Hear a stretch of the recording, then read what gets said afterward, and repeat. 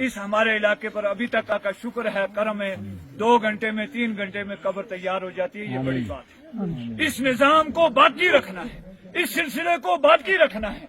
ये मेर तेर नहीं होनी चाहिए कि ये अमीर का जनाजा है तो सब चले चलो और गरीब का जनाजा है तो कोई इक्का दुक्का जाओ, ये नहीं करो। इसी तरह एक अहम बात मैं हर जगह कहता हूँ, मैं यहाँ भी कहना चाहता हूँ और सारे उलमा इस पर इत्तेफाक करेंगे कि खवातीन को कम से कम जनाजों पर लाओ। मैं 2-4 जगह की मिसाल बताऊं। एक दिन एक आदमी मुझे फोन कर रहा है, बता रहा है कि औरतों को कह रहा है, खुद वो दफ्तर जा रहा है, औरतों को घर में कह रहा है जनाजे पर जाओ। मैं खनेतर जनाजे पर गया, मैंने देखा सोमा में 8 औरतें हैं, 2 मर्द हैं। कई जगह मैंने गाड़ियों में देखा है कि औरतें ज्यादा होती हैं, मर्द कम होते हैं, जबकि हकीकत में जनाजे वाले दिन औरतों का काम नहीं होता है। कब्र खोदना ये औरतों का काम नहीं है, मर्द खोदते हैं। तख्ते लाने ये मर्दों का काम है, जनाजा पढ़ना है ये मर्दों का काम है। एक मसले की बात यह है कि औरतें भी जनाजा पढ़ सकती हैं, लेकिन पर्दे का एहतमाम हमारे यहाँ, साउंड सिस्टम, ये सारी चीजें निजाम नहीं होता, इसलिए वो जनाजे में भी शामिल नहीं हो सकती। बिला वजह आकर घर वालों को, जिस घर में मैयत है, घर वाले अपनी उस परेशानी में, और फिर ये कि बैठने के लिए जगह नहीं। मैं एक जगह गया तो वहां उन्होंने क्या किया, बड़ी बड़ी कणक थी और इस तरह लंबी डोगी में उन्होंने तरपालें बिछाई और मर्दों से तकरीबन 2-3 गुना ज्यादा औरतें जनाजे पर। ये औरतें कहाँ से आती हैं? हमारे घरों से आती हैं। हमें ये एहतियात करना चाहिए। रसूलुल्लाह सल्लल्लाहु अलैहि वसल्लम का फरमान है कि कुल्लुकुम राइम व कुल्लुकुम मसऊलुन अन रइयतिही, हर शख्स तुम में से जिम्मेदार है और हर आदमी अपनी जिम्मेदारी के मुताबिक पूछा जाएगा। इसलिए हम अपने घरों पर खुद कंट्रोल करें।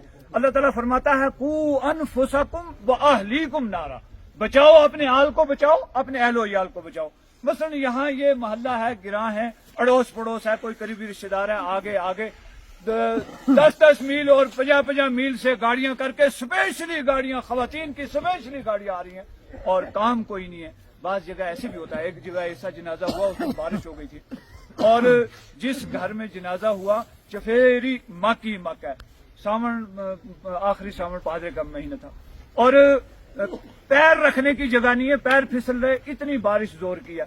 उस घर में बैठने की जगह नहीं, छोटा सा 2 कमरे हैं उसमें मुतवफ़ी के, और औरतें इतनी हैं कि सारी डोगियां औरतों ने मली हुई हैं। ये क्या निजाम है, ये क्या तरीका है? इस पर कंट्रोल करना चाहिए। ये हम सब की मिली जिम्मेदारी है। खवातीन को कम अज कम, फिर जब खवातीन आती हैं पर्दे का एहतमाम नहीं होता, नमाजें चली जाती हैं, अक्सर व बेशतर नमाजें चली जाती हैं। हम खुद आए जनाजे में शामिल हों और देखो जनाजा फर्ज किफाया है। अगर आधे लोग अदा कर लेंगे, आधे नहीं अदा कर पाए, नहीं पहुंच पाए, वो गुनहगार नहीं होंगे। लेकिन ये औरतें जो आई हैं जनाजे पर, इनकी फर्ज नमाजें जाती हैं और फर्ज नमाज वो है कि हर एक से उसके बारे में पूछोगी, मर्दों से भी होगी, औरतों से भी होगी। नबी सल्लल्लाहु अलैहि वसल्लम की एक हदीस है खवातीन के ताल्लुक से, अय्युमा इमरातिन सल्लत खम्सहा व सामत शारहा व अहसनत फरजहा व अतात बालहा फलतदखुल मिन अय्यि अब्वाबिल जन्नत शात।